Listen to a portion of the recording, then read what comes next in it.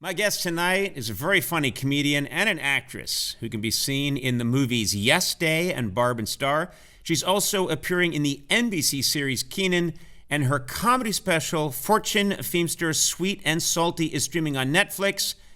Good God, she's doing a lot. Please welcome Fortune Feimster. How are you doing so much right now, Fortune? What's going on? Conan, I don't know what's happened. We're always trying to work as comedians and as actors. Yes. And I happened to film a couple of movies before the pandemic, and then everything got shut down. I didn't work for 6 months. Right. I don't know, whoever's in charge of Hollywood, Mr. Hollywood, whoever, was just like, That would be me. the movies. Fortune, that would be me. I am in charge of Hollywood now. I pull the strings. So I'll admit, I decided it was your time about 3 days ago, and I pushed a button. So that was me. Oh, you're magical. I really appreciate it. All this stuff came out at one time, and it made me look a lot cooler than I feel. There's a bunch of movies that have come out in the last 6 months, and then I got to do Kenan. Kind of came out of nowhere, and I'm doing this show for Netflix.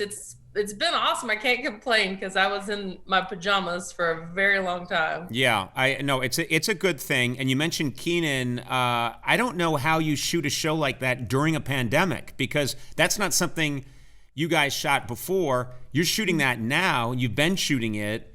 How do you do that? How do you work with a crew that size and be safe? It's pretty trippy. I mean, they go to great lengths to keep everybody safe. You're tested all the time. They have zones where certain people can only be in the zones where the actors are. Mm-hmm. And then once we take our mask off, because obviously we can't act with our mask on, everybody has to have double mask face shields. So it's crazy. But the biggest difference is the craft services, which I think is why I got into acting to begin with. We're talking about, for anyone who doesn't know, craft service table, I think everyone knows, is that big table that's at every shoot, everything in show business, that's just covered with everything you would want to eat. Usually unhealthy, usually kind of unhealthy. Very unhealthy, which seems to be the opposite of what they want in Hollywood. But it's full of snacks. It's usually buffets. Like you're eating like sliders and jalapeno poppers at like 10 a.m. And so that's the thing you look forward to most when you shoot anything. But right now, because of COVID, obviously buffets are obsolete, and you can't touch things because otherwise people are digging in the sure, right. bar. So there's like a person in like a hazmat suit, and you go to a table and you have to like point at what you want, which is kind of feeling like snack shaming, because you don't want to be that person that's like, I'll have 5 of this and a donut and this. And so it's really tapered my snack game on set. So I'm always like, I'll have Cheez-Its. And then you feel like you got to ask for like an apple. You have to, even if you don't want it. And I'm sure like the people in charge are like, why does Fortune have so many apples in the trash can? Can't you pretend to eat them or give them to somebody? Yeah. That's true. I should give them to somebody. That's being wasteful. What's in your stand-up and in your whole career in comedy, you've been a little obsessed with chain food restaurants, and you love to show them the respect that you feel that they're due. Yeah, it's kind of crazy to be known as the comic that gives a lot of love to chain restaurants. I know, I can see it. I mean, I definitely have my favorites. What do you love? What are the chain restaurants that you really love? Well, I talk about Chili's a lot because I grew up going there. They were the fancy restaurant that you would go to after church on Sundays. So that's always a favorite. Hooters is a big part of my life. Can I ask you something? I'm being honest. I never went to a Hooters because I thought I can't go to a Hooters because I don't want people thinking I'm going there to look at the ladies or whatever. Yeah. But I've always been intrigued. How's the food at Hooters? I mean, I'm a fan. I love the chicken wings. That's why I go. I mean, my whole family, actually, I was joking about my mom. She's been with us every trip. You take your mom to Hooters? Yeah, she loved Hooters, and we would go because you could get a ton of chicken wings, and we had a big family, and it was like the perfect place to feed a bunch of people, and the food's really good. They have tater tots. It's a dream come true for us. Yeah, where else are you going to get tater tots, Fortune? You act like you found a golden doubloon. They have bags of them in the freezer aisle. You had to go to an elementary school to get tater tots before Hooters introduced them. Now they're everywhere, but I feel like they were ahead of their time. What's your favorite thing on the Chili's menu? If one thing you could have. Triple dipper. I mean, it's an appetizer, but you get to choose 3 things, Conan, and I'm talking about boneless buffalo wings, southwestern egg rolls, and some sliders. The fact that I know this is very disturbing. I love that that's an appetizer too. I know. Like, start with 3 things. Let's start with these 3 incredible foods. Also, would you say a southwestern egg roll? Egg roll, yeah. I didn't know such a thing existed. That's fantastic. Conan, I feel like I'm opening your world to a whole new way of living. You know, first of all, Chili's has to love you because you've got me talking about Chili's now, and this is basically a free ad. Neither one of us is getting paid. We're not. Does Chili's ever show you the love for all that you've done for them? I have to say, they do show me a lot of love. They're like a grandmother that sends things on like holidays. I will get like a Christmas sweater out of the blue with like Chili's all over it, or they send candles. If it's like a President's Day, they send like margaritas. They're pretty great. Right. And then after my Netflix special came out, because I talked about them on the Netflix special, they were going to, for my show in Dallas, where the headquarters is, they were going to cater my green room with Chili's. I felt like I had won an Emmy. It was the greatest day of my life when they told me this. That actually sounds better than winning an Emmy, I have to say. Yes. And Emmy's a sharp thing that just gets in the way pretty quickly. But yeah, that sounds amazing. It's pretty great. I wish that all of a sudden we just had a triple dipper come into frame right now, but no, we are not getting paid for this. Well, once this goes out and airs, I think you and I are getting, you know what we want is, I got once from Arby's. Arby's gave me like a special card. That really? I can walk in and it's like silver. I don't know why. I think I mentioned them on the show, and they sent me this card that I could hold up, and it gets me like a free roast beef sandwich at Arby's. And the only thing is, I just felt like I can't use that. Because I just felt bad about going into an Arby's and saying, I'll have this sandwich, and all right, well, there you go, Mr. O'Brien. Oh, and here's another thing. Not gonna pay. This is on you, buddy. I wasn't gonna do that. That felt terrible. Yeah, I get that. Because you feel like you got to at least buy like some curly fries with it. Right. Exactly. Yeah. And then they gave me a card for that. So, no, can't do it. Swimming in cards. Lenny, I walk around. My wallet is just filled with give me this for free fast food cards. But you never use them. I don't use them. I know I should. It's just terrible. But I'm always thinking, why did they give this to me at the stage of my life where I don't need it? There was a whole stage of my life in my 20s where a fast food card would have been very much appreciated. But no, that's the didn't get it of all the free stuff that celebrities They can afford it now. It's crazy. Now, I want to ask you about your mom, because I know your mom is a big part of your act. You talk about her a lot, and I have a picture here of your mom that I keep with me at all times. This picture is always with me. And oh my God. Yeah, no, I have this picture, and seriously, you walk up to me on the street and tap me on the shoulder, and I got it. I'm ready to go. Wow, that's quite, I don't know where you found that. That is amazing. You can buy these at the airport. I'm telling you, that's how big your mom's becoming, because you talk about her on your podcast, and you've talked about her in your act, and your fans know all about your mom. Your mom's becoming a bit of a star in her own right. Yeah, it's crazy. I didn't set out to do that. It's just that I learned that a lot of my material was coming from her, and I guess from some of our bonkers things that happened to us growing up. And I don't know, like now she's definitely getting a little bit of a big head. She'll call me and she goes, I've got fans now. And I'm like, calm down. They're trying to get her on social media. And I'm just trying to, I'm like, you only want her in small doses. I promise you. But the stories that I end up telling about her end up being people's most favorite. We talk about Hooters. Like, one of the biggest stories from my special that people resonated with was I'd gone with her to Hooters my entire life. And then all of a sudden she got a conservative boyfriend. And I said, let's go to Hooters. And she's like, I have never been to Hooters. Like, what? It's the same guy. He came to our house one night and he had all these magazines of like business people.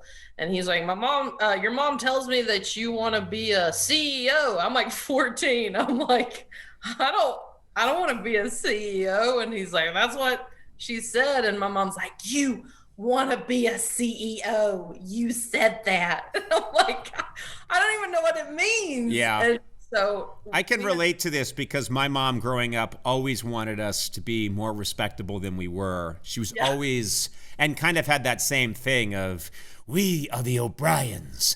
And but what are you talking about? We're the worst people on the block. Yeah, we were acting like we're something we're not. Yeah.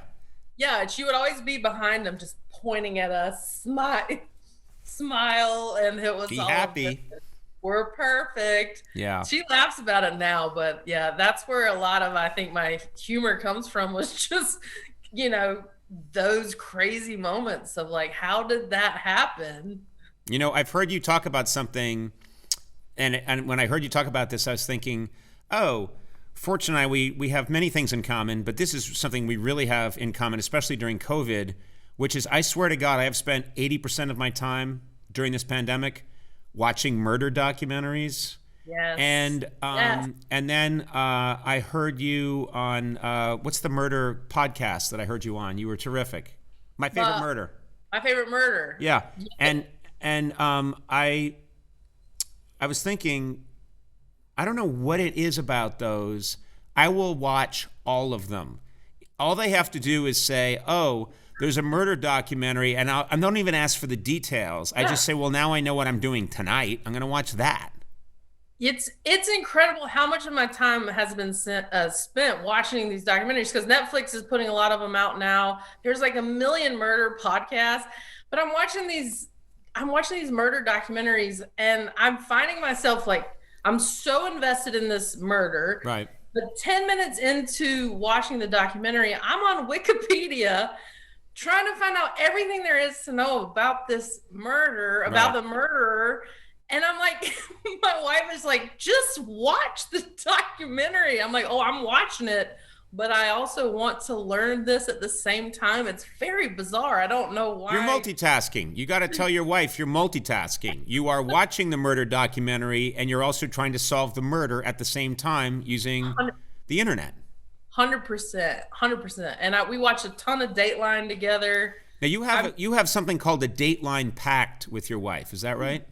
I do. Yeah. We early on in our relationship, we were watching Dateline together. Mm-hmm. And when you're in an early relationship, you don't know if the person that you're with is a murderer, because every Dateline is like, yeah, the husband did it, or we went on a date. Yeah. So we were watching one of those, date murder stories, and you kind of start sizing each other up and kind of wondering, like, are you gonna do that? Like, where's it gonna land? And so we kind of both at the same time just blurted out, like, please don't murder me. Promise me you're not gonna murder me. That's your pact, is don't murder me. We literally shook hands on it. You set a very, very low bar for your relationship. As long as you don't murder me, I'll love you forever. Yeah, I don't feel as much like I'm taking as much of a risk when I don't do the laundry, because I'm like, well, she's not going to murder me. We've established that. Well, the other thing, too, is you've probably noticed this. I've noticed this with the Dateline murders. Anytime they talk about a murder, when a husband kills the wife or the wife kills the husband, it's always over an amount of money that, I'm sorry, is ridiculously small. So they find out later on that, well, she was going to get the pickup truck and the divorce, and he was going to be out $14,000. He had only one choice: murder. No, just let her have the truck. Yeah. Whatever. You'll figure out. But it's always such a small, it was $6,000 or murder. So it had to be murder. I never understand it. And these people always get caught. It's very rare that people get away with it, especially nowadays with DNA and all this technology. Right. Every Dateline, I yelling at the TV, just get a divorce. I don't understand. I don't know. Right, it's an easier way to go. Too expensive. But I don't know. Hard. But then I think at the same time, I think there wouldn't be these murder shows if murder went away. And I will tell you, Fortune, I assure you, you can get away with murder. That's all I'll say. Oh no! Yeah, Conan, don't incriminate yourself, please. I'm not saying anything else. I'm just saying you can get away with murder. Okay, well, you can. Somebody should fingerprint that guitar behind you. That's my genius. It's not mine. I haven't touched it. It's just there for show. Yeah. I want to say, first of all, congratulations. I know you got married this year. Thank you. And I have to say, you have a series of portraits from your wedding that are, I think, the best wedding portrait series I've ever seen. Oh, I appreciate it. It was a pretty special moment. It starts off, and everything's just lovely, right? That's a great wedding shot. Then I love this. You sense trouble. Something's coming, right? It's coming your way, but we don't know what it is yet. And that's the drama, right? Right, then, kabang. Waves starts to break. Wow. They're shrieking. Then it intensifies and kind of looks like maybe you two will be lost at sea forever. For sure. Right? And then I love the aftermath, soaking wet, but happy. What are you gonna do? What are you gonna do? That's a great wedding. Are you gonna get it all framed together? That's fantastic. Yeah, we got to get them printed out and just put them, in some sort of succession in a frame. I think it would be hilarious. I just love that the picture where I first see the wave. Yes. You think I was about to be murdered. Yes. The way that I'm looking so scared of that wave, which should have told my wife that I am not the person that's going to be able to protect her in our marriage. Yeah, well, she knows that now. It would have been great if you panicked and pushed her in front of the wave. That you should have done. Yeah, I've always thought that's what a spouse is for. We broke our pact. We have a clip here from the movie Yes Day that you're in. Anything we need to know about this clip? I know the premises of the film is obviously parents that give their kids permission pretty much to have anything they want. They get to call the shots for 24 hours and then comedy ensues. Yeah, this scene is with Jennifer Garner. And she is awesome. It was just cool to get to do this with her, and I'm the person that she kind of tells that she's having this really bad moment as part of this day, and I offer her up some pretty solid advice, in my opinion. I'm sure you do. Let's take a look at this clip from Yes Day. Are you okay? Yeah, I just got into a fight with my husband. And you want me to beat him up? No, nothing like that. Give him a wedgie? No. It's just that today was the first day in like a year where I felt like we were really in it together. Yeah. And then he just had to go and be a wuss. Sounds like Karen. She's mad because I took our life savings and bought a fleet of ambulances, and I barely know how to drive this one. But you can't force people to change. You gotta do what works for you, and he can either join the party or it's his loss, That's so true. Not good advice. Really not. Yeah, I love when people who clearly make terrible decisions give advice. It's my favorite part of life. I offered to beat up her husband. Whatever. Yeah. Well, she should have just said, "Yeah, do that." Yeah, Yes Day. And give him a wedgie, then beat him up. That's right. Well, Yes Day will be available to stream on Netflix on Friday.